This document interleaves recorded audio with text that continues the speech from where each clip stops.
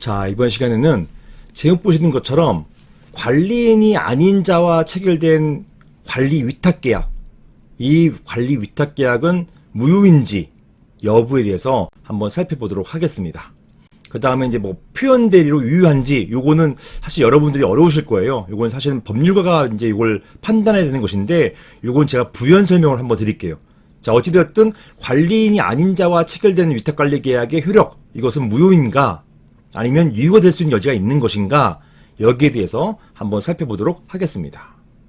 자, 관련된 질문부터 보실게요. 안녕하세요, 변호사님. 저는 경기도 시흥에 있는 오피스텔의 구분 소유자입니다. 다름이 아니고 저희 건물 관리회사의 횡포가 너무 심해서 누구와 위탁계약 체결했는지 알아보니까 자칭, 아무도 모른다는 거예요. 어떤 자칭 관리단 회장이라는 자와 체결한 것이 확인되었고, 이 자칭 관리단 회장이라는 사람에 대해서는 어느 누구도 알지 못했다는 것입니다. 이런 사람이 있는지도 몰랐었어요.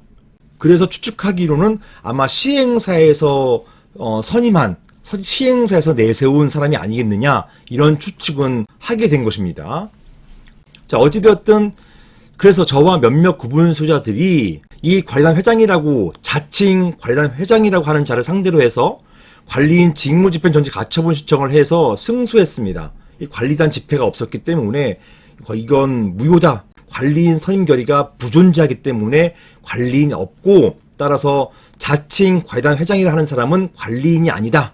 즉 관리단 회장이 아니다. 이런 판단이 나왔어요. 그 승소 이유는 관리단 회장으로 적법하게 선임된 적이 없다라는 것이었습니다. 이러한 관리단 회장도 아닌 사람과 체결한 관리 위탁계약은 무효가 아닌가요? 이런 질문을 주셨습니다.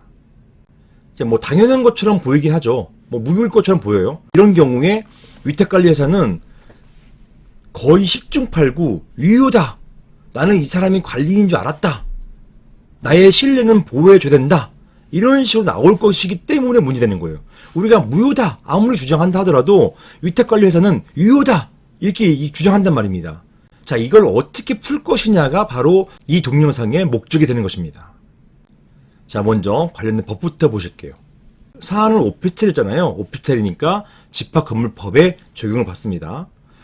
제24조 관리인 선임이라고 돼 있어서 구분소유자 10명 이상일 때는 관리인 선임해야 되는 의무가 있는 것이고, 이러한 관리인은요, 사망에 이런 관리인은 집회의 결의로 선임되거나 해임되는데, 사안 같은 경우는 이런 집회가 없었기 때문에, 또는 이 집회가 있었다 하더라도 이게 무효가 됐어요. 정족수 부족 등으로 무효가 될 경우에는 똑같은 얘기가 되는 것입니다. 아무튼 관리인이 없게 되는 것이에요. 없게 될 경우라고 한다면 무권한자, 아무런 권리도 없는 사람이에요. 아무런 권한도 없는 사람이에요. 이런 사람과 체결한 계약이 과연 유효일 것인지, 이게 이제 문제가 되는 것입니다. 민법 제116조에는 이런 규정이 있어요. 대리인이 그 권한 이외의 법률 행위를 한 경우에 제3자가 그 권한이 있다고 믿을 만한 정당한 이유가 있는 때에는 본인은 그 행위에 대해서 책임이 있다. 이렇게 봤습니다. 자, 무슨 말이냐면 이걸 한번 보시기만 하시고요. 여기에 대한 설명은 바로 연이어 드릴게요. 그러니까 이런 조항이 있다라는 것만 한번 보시고요. 다음 넘어가겠습니다.